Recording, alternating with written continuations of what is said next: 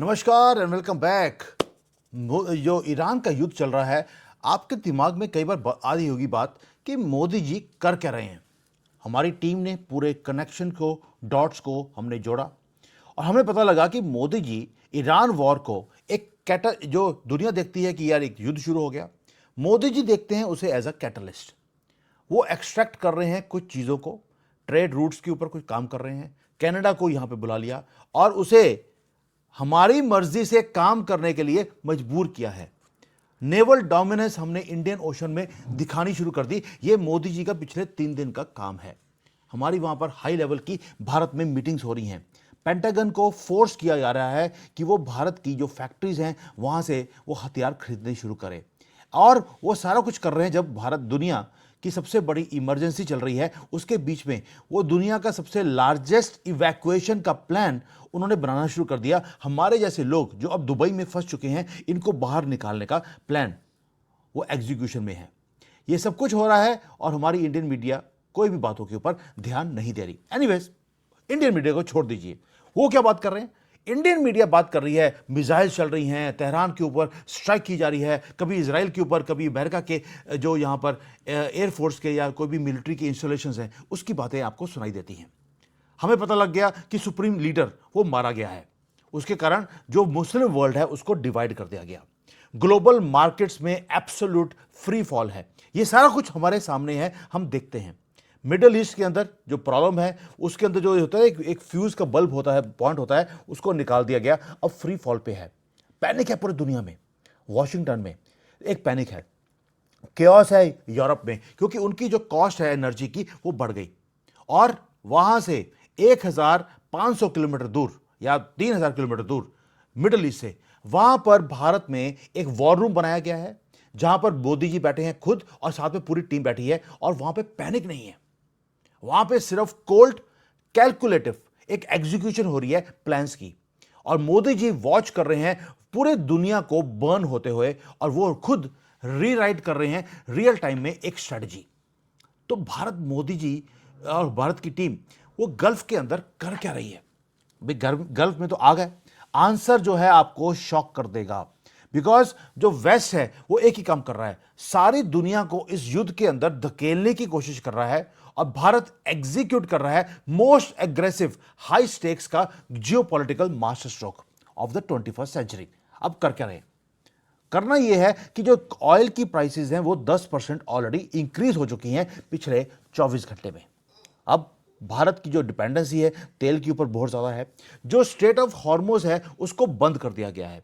मैंने कल रात को भी वीडियो बनाया था, आई वांट टू से सॉरी टू यू, क्योंकि जब मैं वीडियो बना रहा था मेरा इंटरनेट यहां पे बंद हो गया क्योंकि उस वक्त अटैक चल रहे थे दुबई के ऊपर, तो मेरा उसके बाद कंटिन्यू नहीं कर पाया, तो बीच में मुझे बंद करना पड़ा, इवन तो मैं एंड में आ चुका था। बट यहां पे चीजें जो है वो पैरालाइज हो रही हैं। मैं आपसे सिंपल क्वेश्चन पूछता हूं और मुझे अब दिल पे रखकर, हाथ रख के आप मुझे बताना कि युद्ध में फायदा किसका हो रहा है।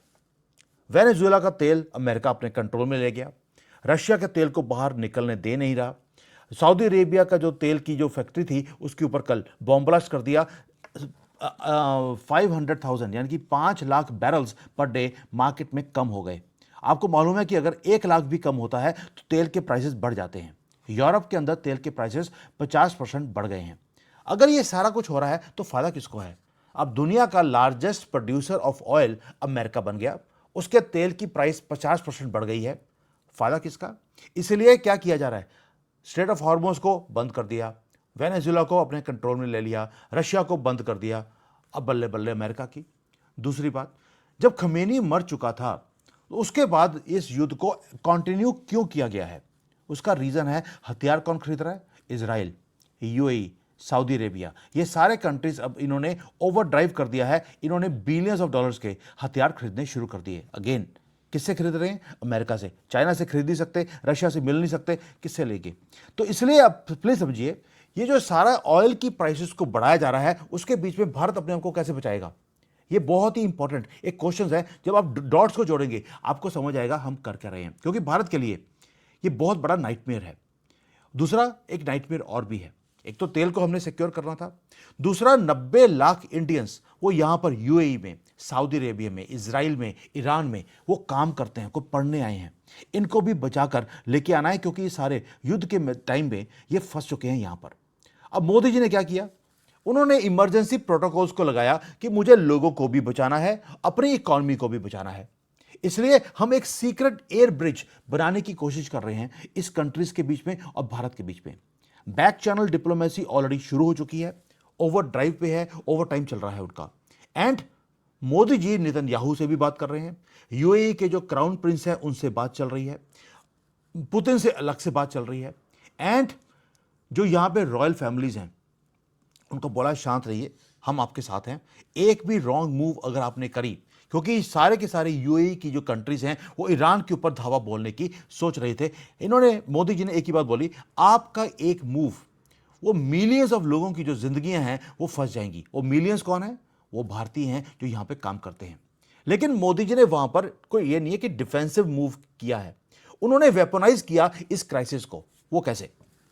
पहली बात ये, हमने उन सबको बोल दिया कि भैया शांत रहिए, क्योंकि ये एस्केलेट करने के लिए यूएसए आपको भड़का रहा है ताकि आप इसको एस्केलेट करें।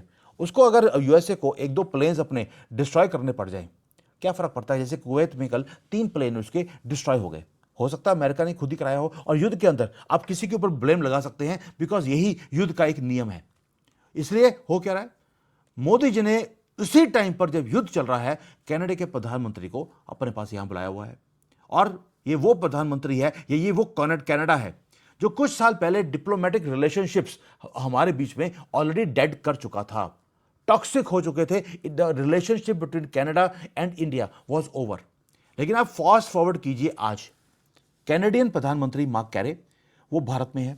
यूनाइटेड स्टेट्स कनाडा को क्रश कर रहा है ट्रेड प्रेशर के अंदर, और अमेरिकन इकोनॉमी जो है वो पूरी की पूरी आज की डेट में वो डिस्ट्रैक्टेड है मिडिल ईस्ट के वॉर के कारण।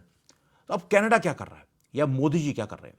पहली बात, कनाडा का जो विजिट है वो ऑलरेडी फिक्स था, वो आया है यहां पर डेस्परेटली। अब मोदी जी को क्या बोल रहा है कि भाई जो ये ट्रेड है कनाडा के साथ, भारत के साथ वो इंक्रीज करना चाहते हैं। लेकिन मोदी जी ने बोला यार तुम्हारा ट्रेड हमारे साथ कैसे होगा भाई? आपने तो एलिगेशन लगाया था कि हमने निज्जर को मार दिया, हमने सूखा को गिला कर दिया, और जो पन्नू है उसका पकौड़ा बना के हम खाने वाले हैं। ये आपके एलिगेशन थे, आपने हमारा गुप्ता जी पकड़े हुए हैं, और आज आप बोल रहे हैं कि हमें भारत की मार्केट दे दीजिए, क्योंकि हम सर्वाइव करना चाहते हैं, यूएसए के ट्रेड जो बुलिंग है अमेरिका की, उससे बचना चाहते हैं। यानी कि मोदी जी ने उनको वहां पर लाकर खड़ा कर दिया है, where we do not want Canada but Canada wants us. ये कब हो रहा है? जब युद्ध का माहौल है। दूसरा, टर्म्स किसके हैं?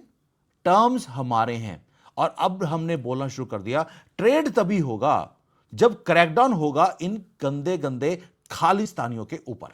ये एक्सट्रीमिस्ट जो आजकल पाकिस्तान के मुसलमानों के साथ खड़े होकर, वो भी कनाडा की धरती के ऊपर, भारत के टुकड़े करने की बातें बोलते हैं। यानी कि ये सिख नहीं हो सकते, ये सिख है ना कि सिख है। जो सिख होता है वो ऐसी बात बोल नहीं सकता, और ये बात हमने कनाडा को समझा दी है। और कनाडा क्या बोलता है? माई बाप हो जाएगा, पन्नू का पकौड़ा अब हम बनाकर आपको देंगे। यानी कि हमने इस युद्ध के टाइम पर हमने अपनी लीवरेज को यूज कर लिया। अब एक तो हो गया ये चीज जो हमने कनाडा के साथ किया है। दूसरा, कनाडा के साथ साथ हमने यूरोप को भी छोड़ा नहीं, क्योंकि यूरोप के ऊपर नाटो की सिक्योरिटी का अम्ब्रेला था। यूएसए डिस्ट्रैक्टेड है, वो इस अम्ब्रेला से बाहर निकल चुका है, क्योंकि कमांड सेंटर ही छोड़ दिया अमेरिका ने नाटो का। अब जो सिक्योरिटी आर्किटेक्चर था यूरोप का वो टूट चुका है। यहां पे आता है ग्रैंड इंडिया का एंट्री। क्यों? क्योंकि यूरोप का जो ट्रेड रूट है वो सारा आता है इसी रेड जोन से जहां पर युद्ध चल रहा है। अब ईरान की क्राइसिस में मोदी जी क्या बोलते हैं? भाई आप इस एरिया को बाईपास कर दीजिए, आप वॉशिंगटन को भी बाईपास कर दीजिए। वहां पर मिसाइल चल रही हैं मिडल ईस्ट के अंदर, और भारत और यूरोपियन यूनियन क्वाइटली उन्होंने एक एजेंडा को शुरू कर दिया, जहां पर एक तो टैरिफ्स कम किए हैं, आपको मालूम है। दूसरा, टेक्नोलॉजी ट्रांसफर का काम और ज्यादा एग्रेसिवली शुरू हो गया है। यूरोप की जो, जिसको बोलते हैं कि डीप रूटेड जो उनकी हथियारों की जो टेक्नोलॉजी है वो भारत में लैंड कर चुकी है। यहां पर फैक्ट्रियां चालू हो गई हैं, क्योंकि भारत यूरोप को एक रिलायबल पार्टनर चाहिए। क्योंकि अगर ये गल्फ का वॉर लंबा चला तो वो अपने आप को सर्वाइव नहीं कर सकते। उनको अपने ट्रेड रूट्स को सिक्योर करना है, उन्हें भी एक पार्टनर चाहिए और पार्टनर बना मोदी जी का भारत। मोदी जी डेलिबरेटली क्या कर रहे हैं, भारत की जो इकोनॉमी है उसको इंसुलेट कर रहे हैं। जहां पर फॉरेन पॉलिसी जो अमेरिका की है, जिसने सारी दुनिया को हॉस्टेज बनाया हुआ है, उससे बाहर अपने आप को इंसुलेट कर लें। उसके लिए हमें कनाडा चाहिए, उसके लिए हमें यूरोपियन यूनियन चाहिए। और ये जो यूरोपियन यूनियन और कनाडा हैं, ये दोनों सबसे ज्यादा किससे दुखी हैं? वो है अमेरिकन प्रेसिडेंट से। इसलिए जो जो अमेरिकन प्रेसिडेंट से दुखी है उन सबको हम कोट कर रहे हैं यहां पर, और उनको यूज कर रहे हैं कि भैया आप यहां पर मैन्युफैक्चरिंग कीजिए, and they are coming here. Canada और यूरोपियन यूनियन ने अपनी रिलायंस, अपनी डिपेंडेंसी अमेरिकन मार्केट से कम कर दी है। और वो क्या कर रहे हैं, अपने यूरोपियन डिफेंस टेक्नोलॉजी को सिक्योर करने के लिए वो फाइटर जेट के इंजन, सबमरीन्स, यूरोपियन कॉन्ट्रैक्टर्स, ये सारे एग्रेसिवली पुश कर रहे हैं अपने आप को भारत में आने के लिए, ताकि अमेरिका जो कंपटीशन है वो कम किया जाए और अपने फ्यूचर को भी सिक्योर किया जाए। They are doing it when? They are doing it now, जब युद्ध चल रहा है मिडिल ईस्ट के अंदर। क्या ये सारी चीजें हमारी इंडियन मीडिया ने करी? हमारी पूरी टीम ओवरनाइट ये काम कर रही है इन क्यूज को इकट्ठा करने के लिए कि यार मोदी जी कर क्या रहे हैं इस युद्ध के टाइम पर। कोई स्टेटमेंट ही नहीं है। स्टेटमेंट देने की जरूरत क्या है, जब आप जो अपने जिन्होंने हमारे साथ दुश्मनी करी थी कनाडा वालों को हमने कदमों पे लाकर खड़ा कर दिया। और आपको मालूम है कि जो ट्रेड है उसका वो, अगर आपके पास हार्ड पावर, मिलिट्री पावर ना हो तो आप ट्रेड को सिक्योर नहीं कर सकते। उस ट्रेड को करेंगे क्या जिसको आप प्रोटेक्ट नहीं कर सकते? इसलिए मोदी जी ने अनलिश कर दिया, अगर आपको हमारे साथ ट्रेड करना है तो टेक्नोलॉजी ट्रांसफर करके जल्दी से सामान बनाना शुरू कर दीजिए। हमारी फैक्ट्रियां ओवर टाइम काम कर रही हैं। नाउ ये तो हो गया जो हम कर रहे हैं कनाडा के साथ, यूरोपियन यूनियन के साथ। आपने डायस्पोरा को बचाने की भी हमने कोशिश कर ली, लेकिन जो तेल है उसको भी बचाना है। तो अरेबियन सी के अंदर अब हम कर क्या रहे हैं? अरेबियन सी के अंदर कुछ ऐसा किया है जो किसी और कंट्री ने नहीं किया। वहां से जो ऑयल के टैंकर से जब निकलने की कोशिश कर रहे थे तो उस ट्रेड रूट को बंद कर दिया गया अमेरिकन नेवी की तरफ से। अब आपको मालूम है कि American navy it is too much stretched. वो इजराइल को भी प्रोटेक्ट कर रहे हैं, वो बाकी कंट्रीज को भी प्रोटेक्ट कर रहे हैं, और ईरान की ठुकाई भी चल रही है। तो फिर अगर वो वहां पर डिस्ट्रैक्टेड हैं तो मोदी जी करते क्या हैं? वहां पे आती है Indian navy. Right now at this moment जो इंडियन वॉरशिप्स हैं वो सारे के सारे उस एरिया में पहुंचे हुए हैं, इंटीग्रेट कर रहे हैं अपनी शिप्स को यूरोपियन शिप्स के साथ। ऑपरेशन एटलांटा हमने चालू कर दिया, और साथ में कर दिया ऑपरेशन एस्पिडिस। इसमें है क्या? ये ड्रिल नहीं है, हम अपने ट्रेड रूट्स को प्रोटेक्ट कर रहे हैं, साथ में यूरोपियन यूनियन भी हमारे साथ मिलकर ट्रेड रूट्स को सिक्योर कर रहा है। हमारे कोऑर्डिनेट्स हमने एक दूसरे के साथ कोऑर्डिनेट कर लिए, यानी कि हमने प्रोजेक्ट करना शुरू कर दिया अपनी पावर को। वो भी कहां पर? अपने जो समंदर है भारत का, उससे बाहर जाकर दूसरे के समंदर में हम अपनी पावर दिखा रहे हैं। हम अपने सी लेन्स को सिक्योर कर रहे हैं। वहां पर जो ये सारे जानवर हैं, इस्लामिक जानवर हैं, उनसे अपने ट्रेड रूट्स को हम बचा रहे हैं। साथ में एक काम और कर दिया कि जब ये युद्ध चल रहा है उसके अंदर कुछ कंट्रीज हैं जो इलीगली तेल खरीद रही थी ईरान से, उनको भी हमने ब्लॉक करना शुरू कर दिया। यानी कि मोदी जी का एक डेफिनिट मैसेज है पूरी दुनिया को कि अब हम अमेरिकन सिक्योरिटी अम्ब्रेला के ऊपर अब हम रिलाई नहीं करते। अब भारत खुद एक सिक्योरिटी अम्ब्रेला बनता जा रहा है। यूरोपियन यूनियन को सिक्योरिटी चाहिए थी अपने बिजनेस की और ट्रेड रूट्स की, हम दे रहे हैं। उनको अपने फ्यूचर को बचाने के लिए टेक्नोलॉजी की मैन्युफैक्चरिंग चाहिए, हम दे रहे हैं। पहले वो जाते थे अमेरिका के पास, अब हम जा रहे हैं। यानी कि ये वो ट्रैप है जिसकी वेट शायद हमारा भारत कर रहा था या मोदी जी कर रहे थे। हमने उस टैप को, जो ये ट्रैप है, उसको सेट किया और इन लोगों को फंसाकर अपने कब्जों में ले आए। अब आते हैं आखिरी चीज, चाबहार पोर्ट। उसके ऊपर भी अटैक हो गया। चाबहार पोर्ट हमारे लिए बहुत इंपॉर्टेंट है। हमने बिलियंस ऑफ डॉलर्स इस पोर्ट के अंदर हमने लगाए हैं। ये गोल्डन गेट था जो हमें सेंट्रल एशिया और उसके बाद रशिया तक हमें लेके जाता, और दूसरा हम पाकिस्तान को हम कंप्लीटली बाईपास हम कर सकते थे। ये हमारी प्लानिंग थी। अब तेहरान के अंदर जो उनकी रेजीम है वो गिर गई है, सारी टॉप लीडरशिप मर चुकी है। वॉशिंगटन क्या कर रहा है? वॉशिंगटन एक जो थ्रेट है उसको कम नहीं होने दे रहा। सेकेंडली वॉशिंगटन ने सैंक्शन कर दिया कि अगर आपने चाबहार पोर्ट लगाया, यूज किया, तो आपके ऊपर 25% का टैक्स लग जाएगा। यानी कि अमेरिका चाहता है कि हम अपने जो चाबहार पोर्ट है इसको हम छोड़ दें, हम वापस निकल जाएं चाबहार पोर्ट से। लेकिन मोदी जी ने रिफ्यूज कर दिया कि हम बंद नहीं करेंगे। अब हम क्या कर रहे हैं, बहुत ही पतली सी जिसको होते हैं रस्सी के ऊपर हम खड़े हैं, जहां पर हम वॉशिंगटन को मना भी कर रहे हैं और साथ में हम ट्रिगर भी नहीं करना चाहते कि हमारे ऊपर 25% का टैक्स लग जाए। तो हम क्या कर रहे हैं, हमने एक ही काम किया, उस जो किला है चाबहार पोर्ट को, उसको यूज तो नहीं कर रहे, लेकिन उसको कोलैप्स होने से हमने बचाने की कोशिश कर ली है, यानी कि उसको फोर्टिफाई कर रहे हैं। और ये एक गैम्बल है जो मोदी जी कर रहे हैं इस वक्त। अगर ये गैम्बल में हम फेल हो गए तो जो गेटवे है सेंट्रल एशिया का, वो हम लूज कर जाएंगे। लेकिन अगर हम सक्सीड कर गए, अगर हम जीत गए, ये प्रूव करेगा कि अमेरिका के सैंक्शंस की अब जो जो डिक्टेशन है हमारे ऊपर, वो दादागिरी वो और नहीं चल सकती। भारत एक सॉवरेन कंट्री है। मोदी जी ने बोला, क्या मैं इसको छोड़ दूं या इसे यूज करूं और देखा जाएगा जो कल को होगा। तो कैलकुलेटिव एक रिस्क मोदी जी ने लिया है, और आपको मालूम है, more the risk more is the gains. अब मुझे ऐसा लगता है वॉशिंगटन ने जैसे हमें धमकी दिया था, अगर आप S-400 लेंगे या रशियन तेल लेंगे आपको सैंक्शन किया जाएगा। हमने रशिया का तेल भी खरीदा, हमने S-400 भी लिया, लेकिन हमारे ऊपर सैंक्शंस नहीं किए गए। इस बार चाबहार पोर्ट अगर हम यूज करेंगे, मुझे नहीं लगता कि अमेरिका हमारे ऊपर सैंक्शन करेगा, क्योंकि उसका रीजन है अमेरिका खुद डेस्परेट है। पेंटागन को भी एक मैन्युफैक्चरिंग बेस चाहिए।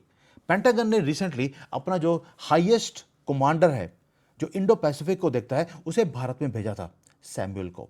और सैमुअल ने भारत आके क्या किया, उन्होंने हमारी जो तेजस की फैक्ट्री है, हमारा जो डिफेंस सिस्टम का जो पूरा का पूरा R&D का सेंटर है, उसको देखने गए। और उन्होंने अनाउंस किया कि वो अमेरिका का R&D सेंटर और मैन्युफैक्चरिंग बेस को भारत के R&D और मैन्युफैक्चरिंग बेस के साथ अलाइन करने वाले हैं, यानी कि वहां से डायरेक्टली ट्रांसफर होगी टेक्नोलॉजीज भारत को। ये है डेस्परेशन ऑफ पेंटागन।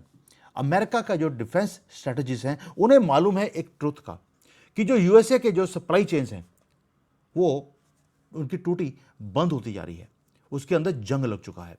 पेंटागन के ऑफिशियल्स ने ओपनली बोला है कि भारत का जो massive manufacturing capacity Modi ji ने खड़ा किया है, वी नीड दिस। और वो एक और चीज चाहते हैं कि जो अमेरिका में आप कोई मैन्युफैक्चरिंग करते हैं तो वहां पर बहुत ज्यादा रेगुलेशंस हैं, बॉटलनेक्स हैं, वहां पर भी बाबू लोग वैसे ही हैं जैसे भारत में हैं। तो उसको सबको बाईपास करने के लिए उनको एक काउंटर कंट्री चाहिए जो मैन्युफैक्चरिंग भी कर सके, जो इनके ट्रेड सीक्रेट्स को सेफ भी रख सके, और जो चाइना को काउंटर भी कर सके। और इंडिया की जो डिफेंस एक्सपोर्ट्स हैं, उन्होंने देख लिया कि पिछले 10 सालों में हम इंपोर्टर से एक्सपोर्टर बनते जा रहे हैं। 3 गुना हमारी जो फैक्ट्रीज के एक्सपोर्ट्स हैं वो बढ़ चुके हैं। हमारी स्टॉक मार्केट में हमारी डिफेंस कंपनीज के स्टॉक्स बढ़ते जा रहे हैं। तो वॉशिंगटन एक तरफ तो भारत को सैंक्शन नहीं कर सकता, they can not afford it over Iran, over Chabahar port, over anything. और दूसरा, अगर उसने सैंक्शन करने की कोशिश करी तो कनाडा और यूरोपियन यूनियन खड़े हैं उस वैक्यूम को भरने के लिए। हमने प्लान 2 ऑलरेडी एक्टिवेट कर दिया। इसलिए इंडो पैसिफिक के अंदर जो वॉशिंगटन है, अमेरिका है, उसकी मजबूरी को यूज करते हुए हमने भी गैम्बल खेलना शुरू कर दिया, यानी कि अपनी पावर हम खुद दुनिया को दिखा रहे हैं। अब कनेक्ट कीजिए डॉट्स को, आपको समझ आएगा कि जो मैं क्या कर रहा हूं, जो मोदी जी कर रहे हैं, वो क्या चल रहा है। दुनिया देख रही है ईरान वॉर को एज ये कैटास्ट्रॉफी, ये दुनिया खत्म होने वाली है, वर्ल्ड वॉर 3 हो गया। हमारी इंडियन मीडिया ने दोबारा से हर एक 3-4 महीने में एक वर्ल्ड वॉर शुरू करते हैं, उन्होंने वर्ल्ड वॉर शुरू कर दिया। मोदी जी देखते हैं ये अपॉर्चुनिटी है, वो क्या कर रहे हैं, डिफेंस टेक्नोलॉजी है उसको यूरोप से हमने खींचना शुरू कर दिया। हमने इकोनॉमिक जो इंटीग्रेशन है कनाडा के साथ उसको शुरू कर दिया। हमने डोमिनेंस इंडियन ओशन में अपनी नेवी की, हमने वो प्रोजेक्ट करनी शुरू कर दी। पेंटागन को हमने फोर्स कर दिया कि आपको इंडियन फैक्ट्रीज के अंदर माल बनाने की जरूरत है, हमारी फैक्ट्रीज ओपन है, आप टेक्नोलॉजी ट्रांसफर कर दीजिए, दे आर डूइंग इट। यानी कि हम ये सारे काम करते जा रहे हैं, हमारी प्लेन साइट पे ये सारी चीजें हैं, और साथ में जो हमारा डायस्पोरा है उसको सिक्योर भी कर रहे हैं। उसको वापस लेके जाने के लिए हमारी शिप्स पहुंच चुकी हैं। मेरे पास मैसेज आया कल कि anybody of you who want to go back to India, हमारी शिप्स पहुंच गई हैं, हमारे प्लेन्स पहुंच गए हैं, we can take you back. यानी कि हिस्ट्री का सबसे ज़्यादा लॉजिस्टिक्स का काम इस बार मोदी जी ने एक्टिवेट कर दिया मिडल ईस्ट के अंदर। 90 लाख लोग क्या समझते हैं ये इतना आसान है, but he saying I will take you back.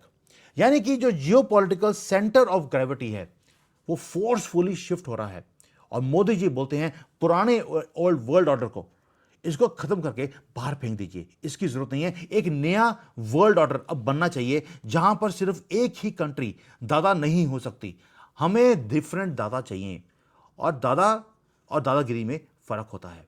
America दादागिरी दिखाता है, मोदी जी बोलते हैं दादागिरी नहीं, हमें दादा बनना है। और दादा एक नहीं, हर एक कंट्री अपने अपने कंट्री का दादा होना चाहिए, अपने रीजन का दादागिरी होनी चाहिए। एंड मोदी जी वहीं पर अपनी पावर को प्रोजेक्ट कर रहे हैं। ये तब हो रहा है जब ईरान का वॉर है, दुनिया के अंदर स्यापा पड़ा हुआ है, और मोदी जी उसे अपॉर्चुनिटी में कन्वर्ट कर रहे हैं। Now again last question, do you think कि जो मोदी जी कर रहे हैं देश के लिए या हमारे इस रीजन में जैसे हम काम कर रहे हैं, this is the right way, या इससे अलावा भी कुछ मोदी जी को करना चाहिए? पाकिस्तान की ठुकाई शुरू हो गई है वैसे, महादेव की कृपा से अफगानिस्तान हमारा वो काम कर रहा है जो हमें खुद करना चाहिए था। भाई आजकल यूएसए भी अपने युद्ध खुद नहीं लड़ता, उसने सऊदी अरेबिया को, यूएई को, इनको लगाया हुआ है लड़ने के लिए ईरान के अंदर। मुसलमान मुसलमान को मार रहा है, और आज भी अफगानिस्तान वो भी मुसलमान, पाकिस्तान भी मुसलमान, वहाँ पर भी मुसलमान मुसलमान को ही मार रहा है। हमारा कोई लेना देना है ही नहीं, लेकिन महादेव की कृपा है कि वहाँ पर भी काम शुरू हो गया है। ये है सब कुछ जो हो रहा है, और हमारी इंडियन मीडिया सिर्फ मिसाइलें दिखा रही है, मिसाइल जा रही है, मिसाइल आ रही है, और मोदी जी क्या कर रहे हैं इसके ऊपर नज़र किसी की है ही नहीं। और शायद इसलिए मोदी जी बिल्कुल चुपके से अपना काम भी करते जा रहे हैं। Let's see what happens now. Thank you, जय हिंद।